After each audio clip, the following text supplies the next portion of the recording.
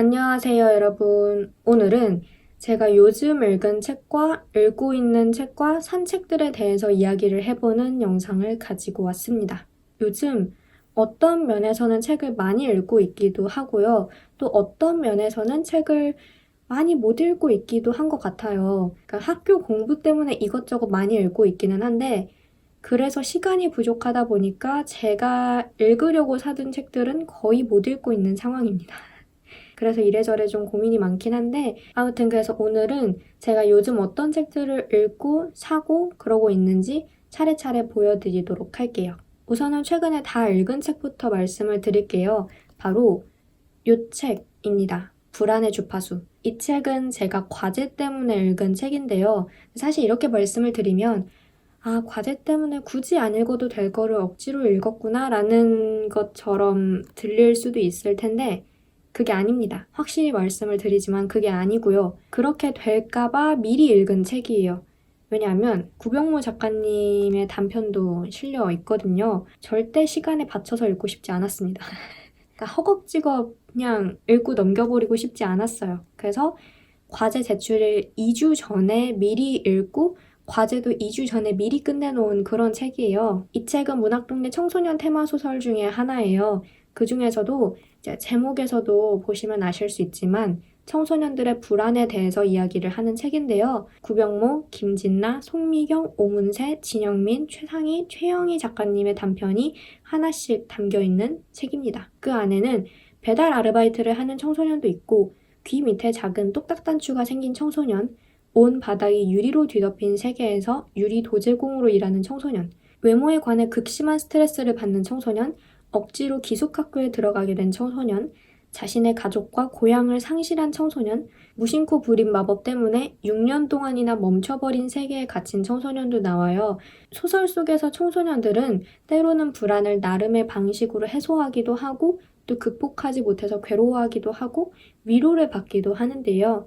이 책은 그런 청소년들의 불안을 어른의 시선에서 재단하거나 평가하지 않고 억지 정답이나 교훈을 제시하려고 하지도 않습니다. 야, 그런 거는 다 지나가. 너네가 아직 어려서 그래. 라면서 이야기를 제대로 들어보려고 하지 않고 되게 무책임하게 말하는 어른들이 간혹 있잖아요. 우리도 청소년 시기를 거쳐오면서 한두 명씩은 만나지 않았을까요? 저는 만났거든요.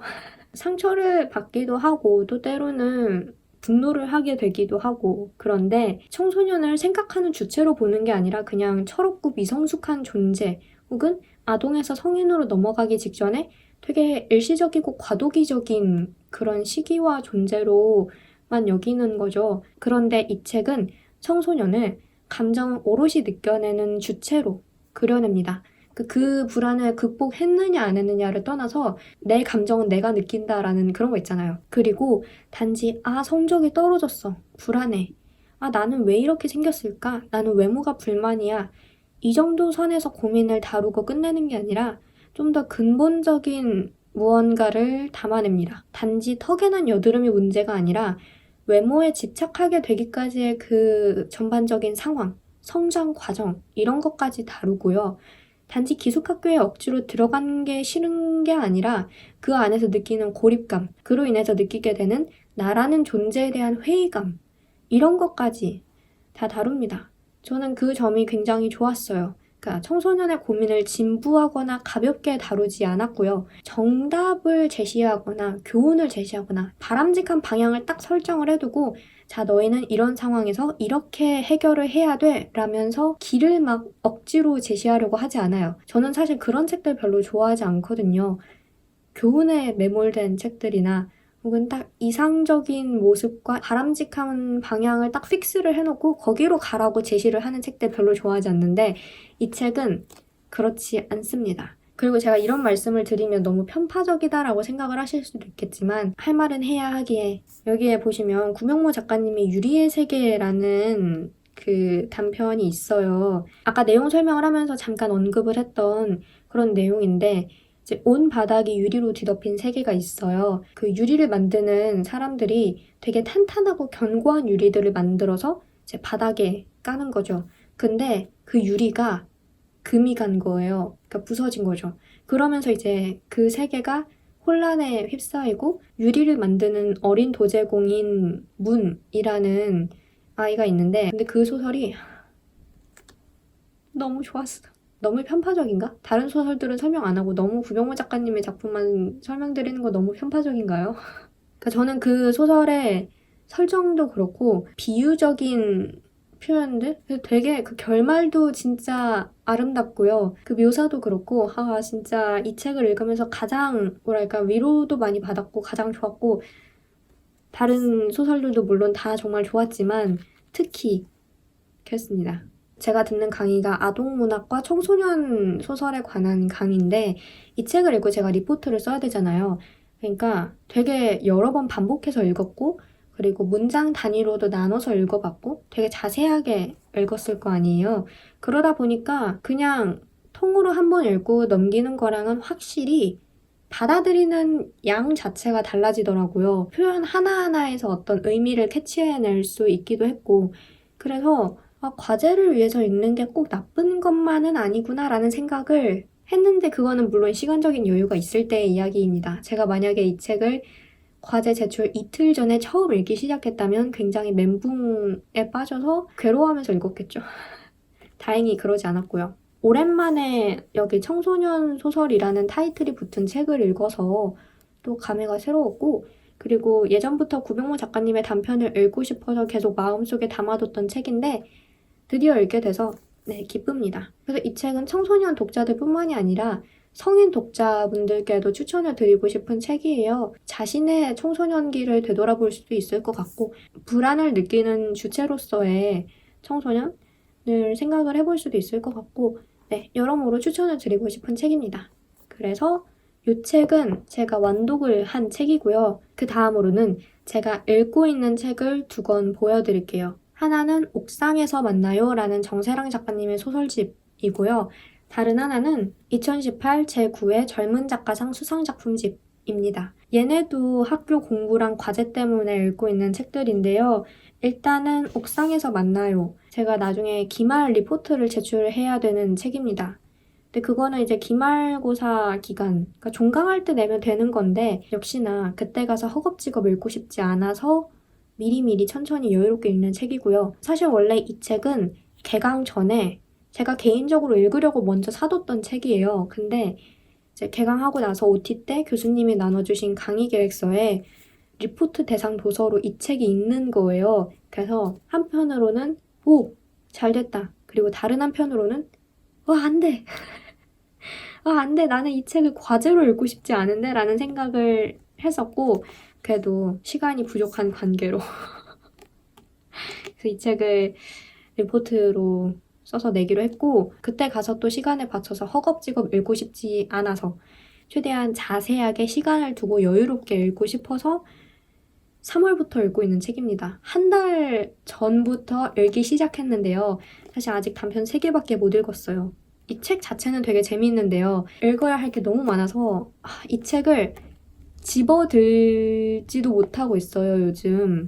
그래서 본의 아니게 좀 진도가 늦어지고 있는데, 그래도 빨리 읽고 싶은 책이고, 뒤에 남은 단편들도 다 너무 기대가 됩니다. 그 다음에 이 책은 강의 때 한 주에 단편 하나씩을 읽고 강의 시간에 짤막하게 이야기를 나누는 시간이 있는데, 그래서 읽고 있는 책입니다. 근데 아직 단편을 한 3, 4편밖에 못 읽었어요. 왜냐하면 이제 OT를 제외하고 강의를 3번인가 4번 했으니까.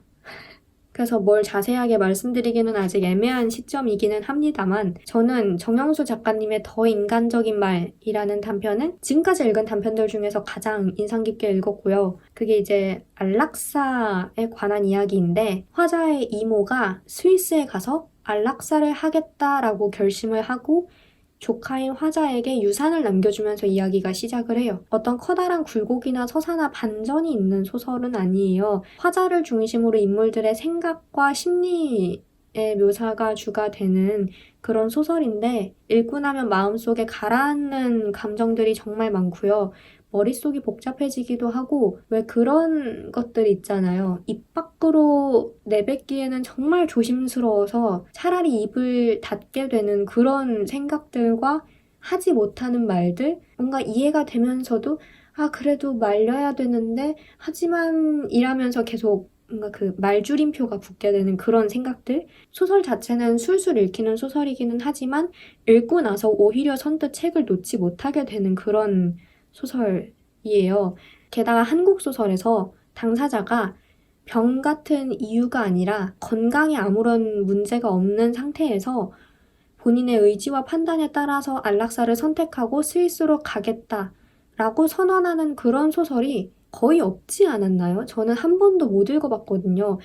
그래서 여러 가지 면에서 참 매력적인 소설입니다. 그래서 여러분들께도 추천을 드리고 그 소설뿐만이 아니라 이 책 자체를 읽어보시는 거를 추천을 드리고요. 물론 저는 아직 3편인가 4편밖에 안 읽었지만 그래도 네.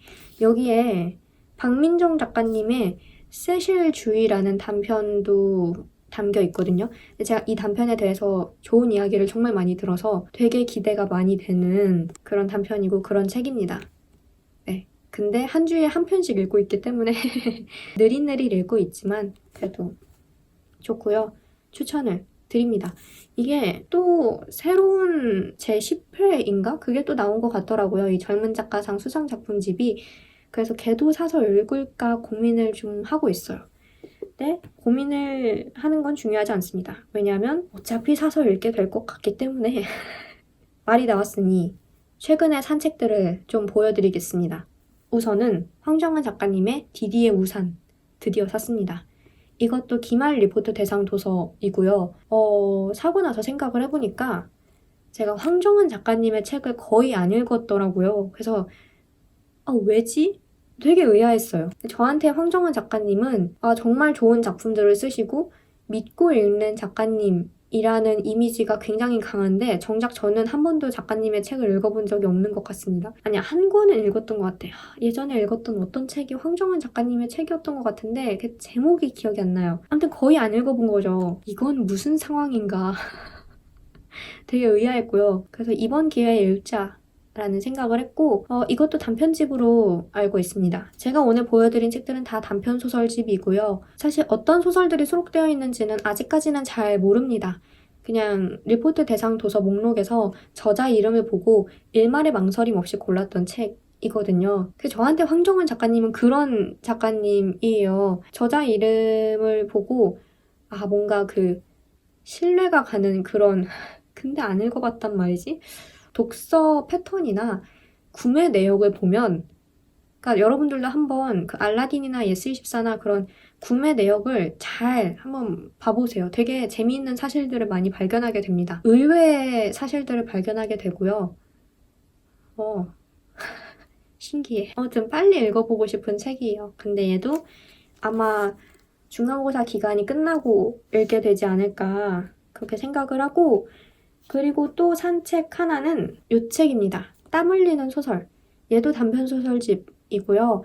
김혜진, 김세희, 김혜란, 서유미, 구병모, 김재영, 윤고은, 장강명 작가의 단편이 하나씩 담겨있는 책입니다. 제가 방금 저자분들의 성함을 쭉 읽어드렸기 때문에 이 책을 왜 샀는지 굳이 자세히 말씀드릴 필요는 없을 것 같아요. 이 책은 여기 사회에 첫 발을 내디딜 당신이 꼭 읽었으면 하는 소설이라고 쓰여있기도 하고 알라딘 책 소개에 현직 교사들이 사회에 첫 발을 내디딜 제자들을 걱정하며 앞으로의 사회생활의 지표가 되어줄 8편의 소설을 가려 엮은 책이라고 쓰여 있었는데 그런 걸 보면 이제 사회 초년생들의 이야기가 주로 담겨 있는 것 같아요.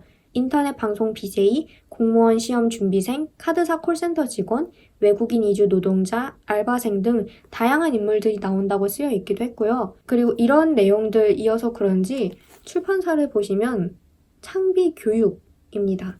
그냥 창비출판사가 아니라 창비교육이더라고요. 아무튼 이 책은 저자 목록을 보고 이 책은 사야겠다가 아니라 이 책은 사야겠다 라는 생각이 반사적으로 팍 떠올랐던 그런 책이에요. 뭔가 이 어감의 차이 아시겠죠?